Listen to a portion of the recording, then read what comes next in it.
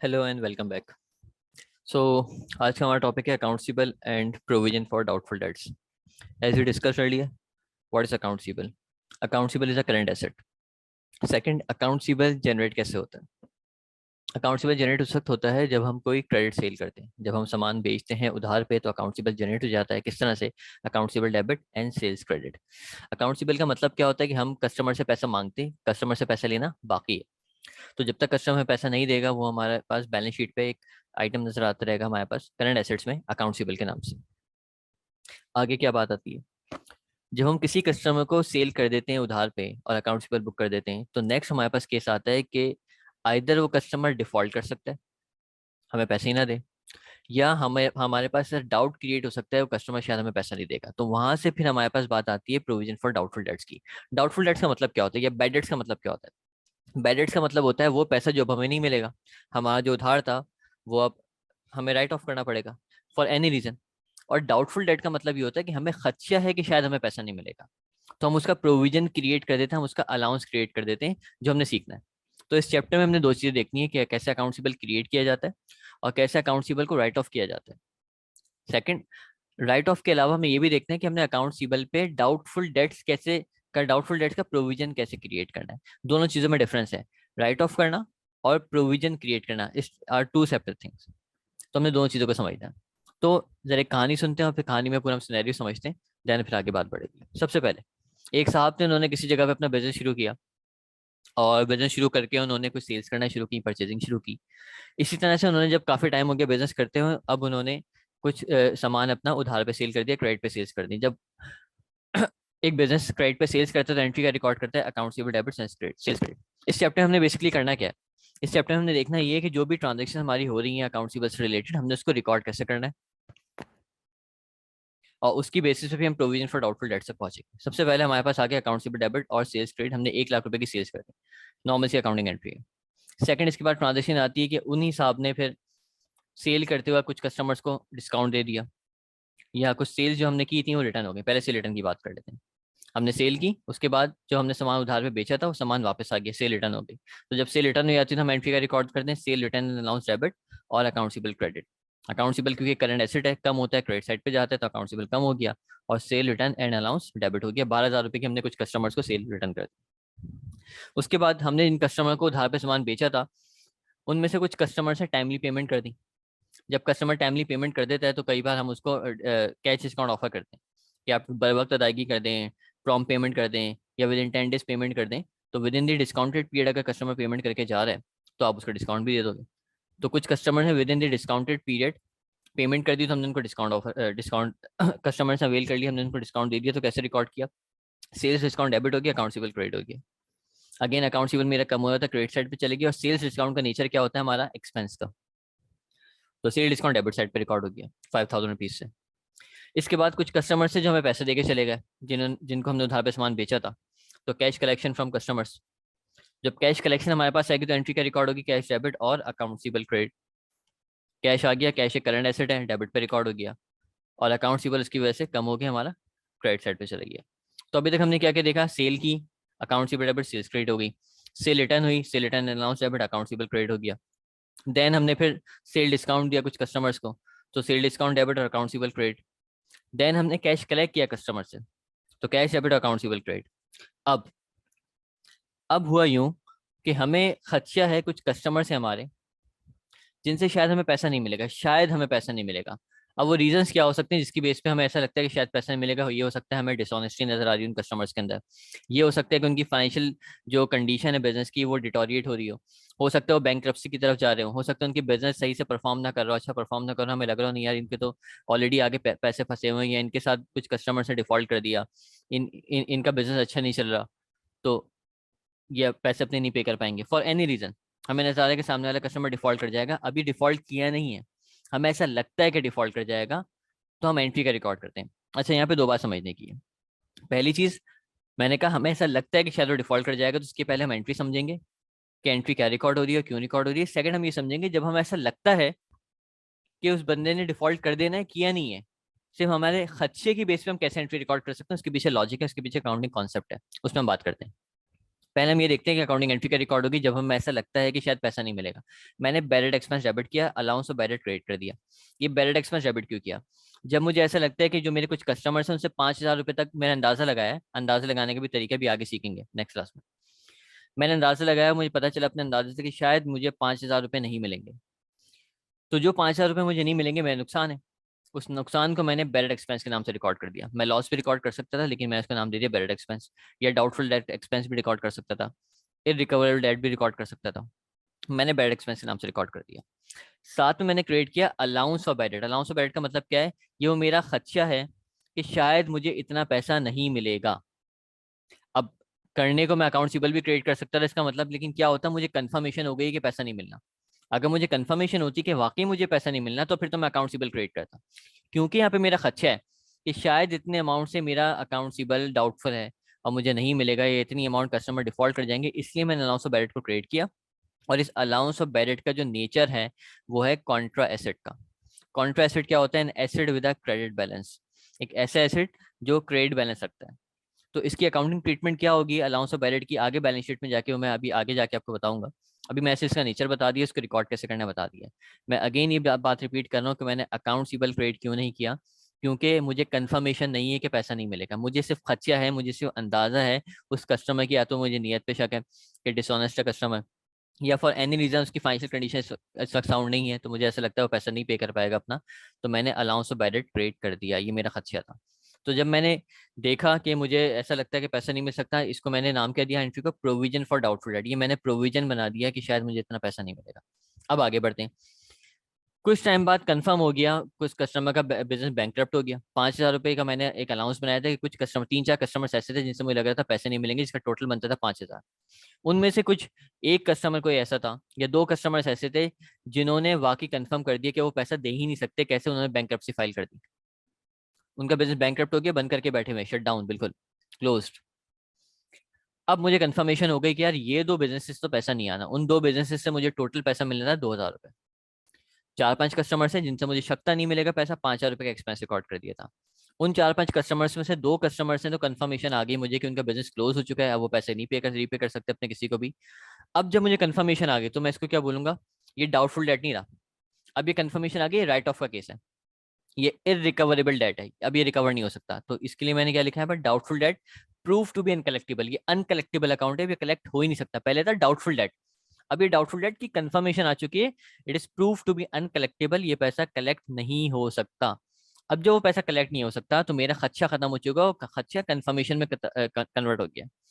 तो मैंने सबसे पहले क्या करना है, अलाउंस ऑफ बैलेट को क्लोज कर देना है अपना, क्योंकि खदशा खत्म। अब खदशा तो है ही नहीं कि शायद पैसा नहीं मिला, अब तो कंफर्मेशन है। तो मैंने तो कहा था अलाउंस ऑफ बैलेट उस वक्त ट्रेड करते हैं जब आपको खदशा होता है। अब खदशा खत्म हो गया तो मैं अलाउंस ऑफ बैलेट डेबिट किया, और कंफर्मेशन हो चुकी है क्योंकि पैसा नहीं मिलेगा, तो मैंने अकाउंट्स रिसीवेबल को क्रिएट कर दिया। तो एंट्री मेरी क्या रिकॉर्ड है, allowance of ballot debit, account receivable credit. यहाँ पे स्टूडेंट गलती क्या करते हैं, उसको कंफर्मेशन होती है कि पैसा नहीं मिलेगा, वो बैलेट एक्सपेंस डेबिट कर देता है। नहीं, बैलेट एक्सपेंस डेबिट नहीं होगा। क्यों डेबिट नहीं होगा? ऑलरेडी डेबिट कर चुके हो 5,000 रुपये का एक्सपेंस। और इन्हीं कुछ कस्टमर्स में से, बार बार मैंने ये जुमला क्यों रिपीट किया, कि 4-5 कस्टमर्स से जिनसे मुझे शक्ता पैसा नहीं मिलेगा, उन 4-5 कस्टमर्स में से दो कस्टमर्स ने कंफर्मेशन दे दिया, उन दो कस्टमर्स की कंफर्मेशन आ चुकी है कि उनके बिजनेस क्लोज हो चुके हैं, अब इनसे पैसा कंफर्म है नहीं मिलेगा। इसलिए जब मैं एक बार एक्सपेंस रिकॉर्ड कर चुका तो दोबारा रिकॉर्ड एक्सपेंस नहीं करूंगा, मैं सिंपली अपना अलाउंस ऑफ बैलेट डेबिट कर दूंगा। खदशा मैंने खत्म कर दिया, अपना प्रोविजन खत्म कर दिया, अकाउंट रिसीवेबल को मैंने क्रेडिट कर दिया 2,000 रुपये से। तो यहाँ तक हमने क्या क्या पढ़ लिया कि अकाउंट रिसीवेबल हमने रिकॉर्ड करना सीखा, अगर उस पर कोई डिस्काउंट मिल रहा है, कोई सेल रिटर्न हो रही है या कैश कलेक्शन हो रही है तो उसको रिकॉर्ड करना सीखा। देन हमने ये सीखा कि प्रोविजन कैसे क्रिएट किया जाता है किसी भी डाउटफुल डेट के against. Ballot expense debit, allowance of ballot credit. Allowance of ballot credit हम क्यों कर रहे होते हैं, अकाउंट रिसीवेबल क्रेडिट क्यों नहीं कर रहे होते? क्योंकि हमें कंफर्मेशन नहीं है कि पैसा नहीं मिलेगा, हमें खदशा है, हमें डाउट है। और जब वो डाउट हमारा कंफर्मेशन में तब्दील हुआ, कन्वर्ट हुआ, हमें पता चल गया कि हाँ, कि अब इसके अगेंस्ट पैसा नहीं मिलना, तो हमने ये वाली एंट्री रिकॉर्ड कर दी जिससे हमने खदशा खत्म किया, अलाउंस ऑफ बैलेट डेबिट किया और अकाउंट रिसीवेबल क्रेडिट कर दिया।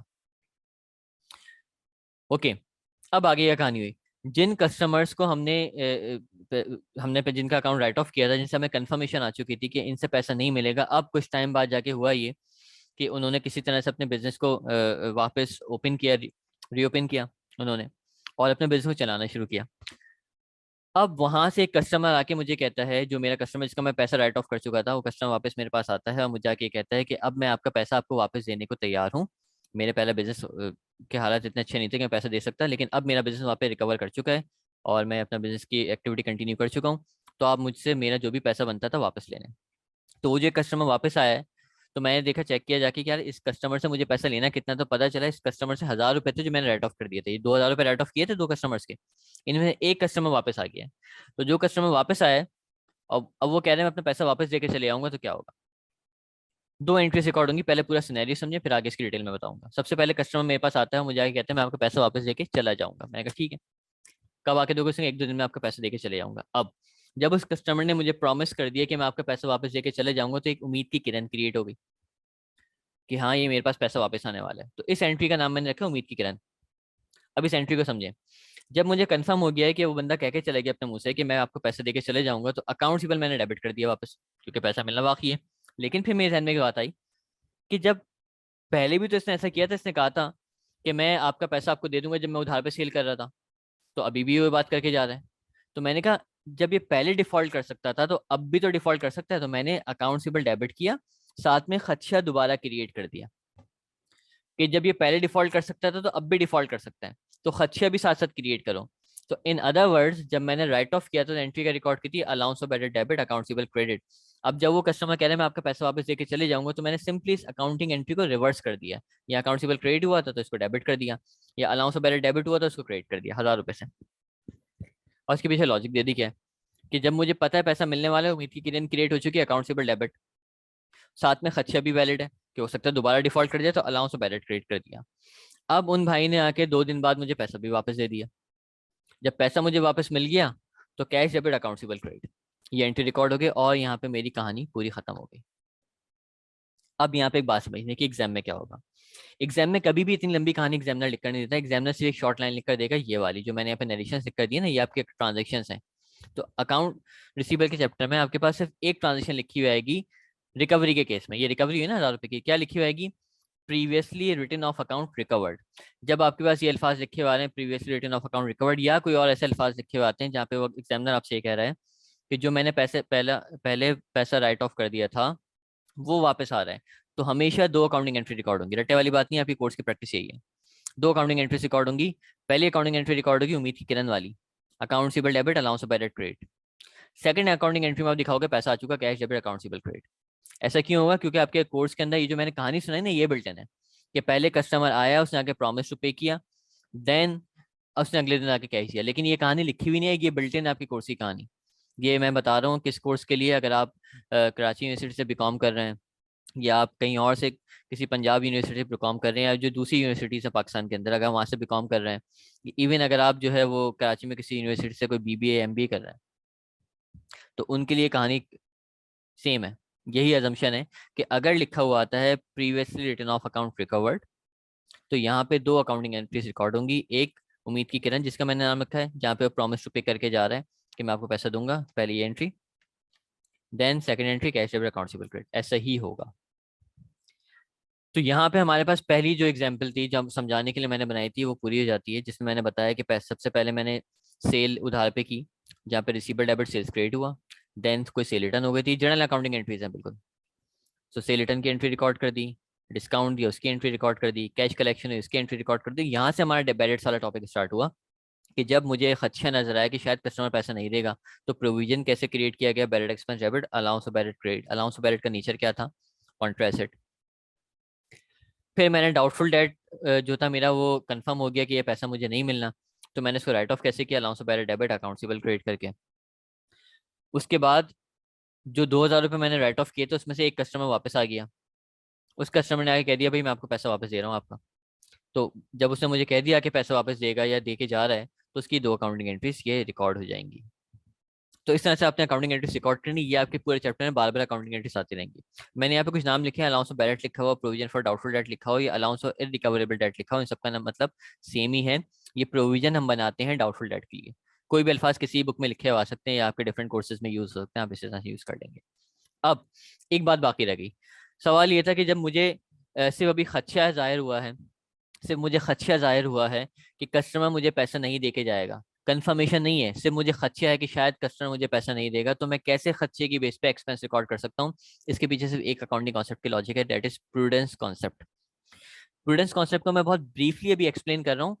डिटेल में अगर प्रूडेंस कॉन्सेप्ट आपने समझना है तो आप प्रूडेंस कॉन्सेप्ट की एक वीडियो ऑलरेडी मौजूद है मेरे चैनल पे, जाके डिटेल में देख सकते हैं, समझ सकते हैं।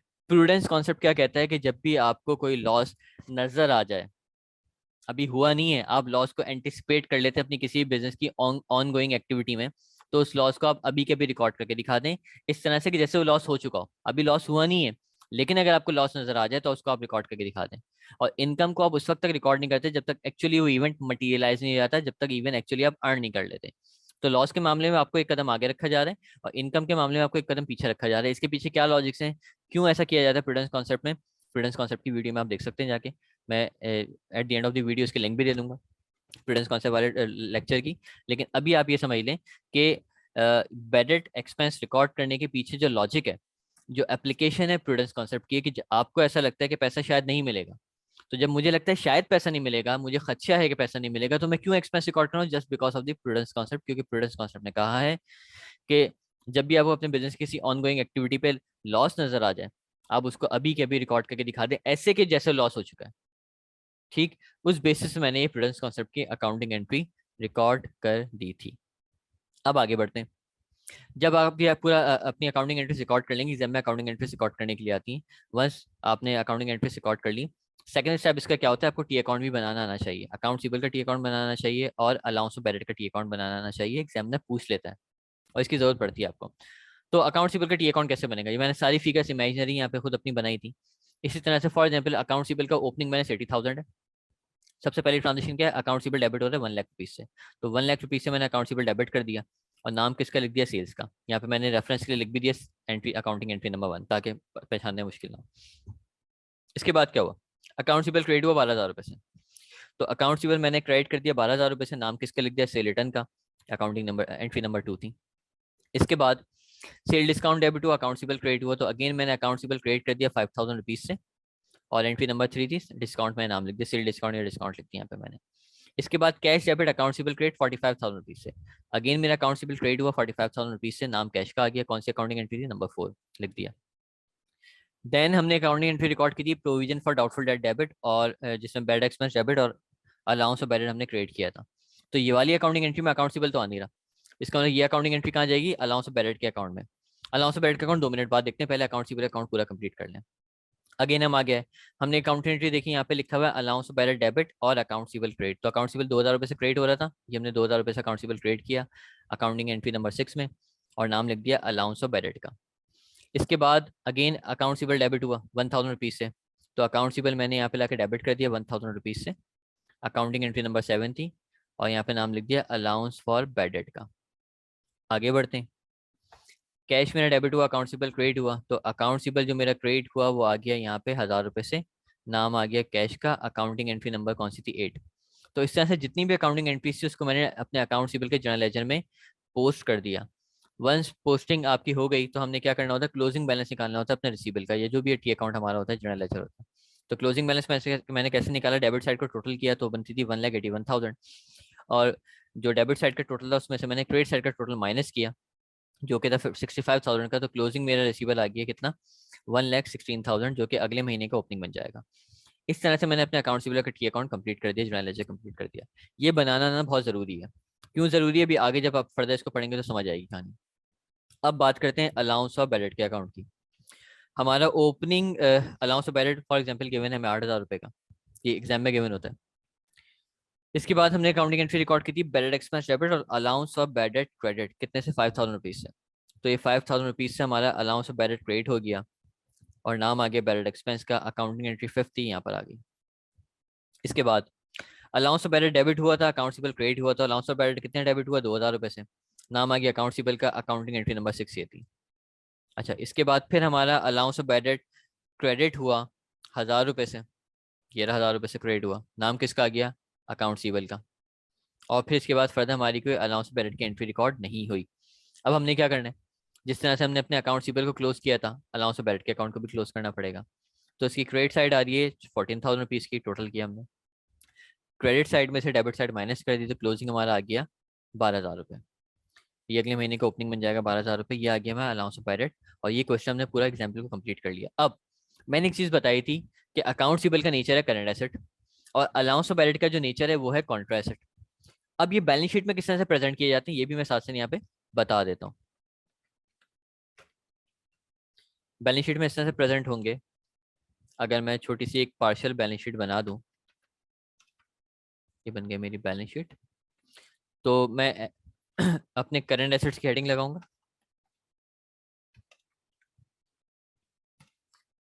करंट एसेट्स में मेरे पास आ जाएगा अकाउंट्स रिसीवेबल, कितने 1,16,000 रुपये। और इसमें से मैं लेस कर दूंगा अपना अलाउंस फॉर बैड डेट, वो कितना है 12,000 रुपये। क्लोजिंग बैलेंस शीट में ऑलवेज क्लोजिंग वैल्यूज जाती हैं। और ये मेरी बैलेंस शीट कंप्लीट हो गई। यहाँ पे 1,04,000 रुपये का आ गया नेट अकाउंट रिसीवेबल। तो मैंने क्या किया, ये है बैलेंस शीट में प्रेजेंट करने का तरीका। मैंने कहा था ना अलाउंस ऑफ एक कॉन्ट्रा एसेट है, तो कॉन्ट्रा एसेट का मतलब ये होता है कि अपने एसेट में से लेस हो जाता है। जैसे आप एक टॉपिक पढ़ेंगे अभी आगे, फिक्स एसेट एंड डेप्रिसिएशन का, तो अगर उसमें आपको थोड़ा सा आइडिया हो, अलाउंस और डेप्रिसिएशन अपने एसेट की कॉस्ट में से लेस हो जाता है, तो वो अलाउंस भी क्या होता है कॉन्ट्रा एसेट होता है। इसलिए एसेट को कम करके दिखा देता है। क्योंकि अलाउंस ऑफ एक कॉन्ट्रा एसेट है and asset with credit balance, तो वो अपने एसेट में से डेबिट जो बैलेंस जिसमें आ रहा है 1,16,000 का, उसमें से लेस होके नेट फिगर शो करेगा। तो that's all about your first class of accounts receivable and provision for doubtful dates. फिर फर्दर इसको हम डिस्कस करते हैं नेक्स्ट वीडियो में, और इंशाल्लाह फिर वहाँ से आपसे बात होती है। Thank you.